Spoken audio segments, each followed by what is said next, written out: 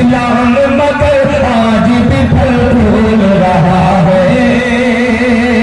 कि सुनता हूँ के मौलाना रफी साहब ये शेर कि सुनता हूँ के करता है वो ताकत पे बहुत नाज, ताकत पे बहुत नाज। सुनता हूँ कि करता है वो ताकत पे बहुत नाज, ताकत पे बहुत नाज। कि सुनता हूँ कि करता है वो ताकत पे बहुत नाज।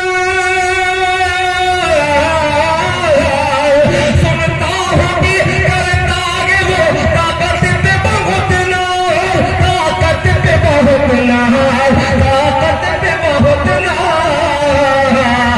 मेरी कब्र का मैदान मगर भूल रहा है। जिंदाबाद जिंदाबाद, क्या कहें भाई साहब, मगर भूल रहा है। वो बदर का मैदान मगर भूल रहा है। वो बदर का मैदान मगर भूल रहा है। इतने अच्छे अच्छे असार दिलशाराबादी साहब आपके पिछले समातों के हवाले कर रहे हैं तारीख की रोशनी में। मोबाइल की बात दे दीजिएगा।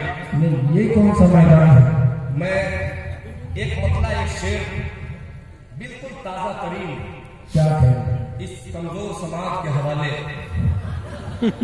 कर रहा हूँ। देखिए, बहुत ज्यादा झूठ नहीं बोलूंगा मैं, वैसे झूठा का बहुत बड़ा शायर अक्सर झूठ ही होता है और वो भी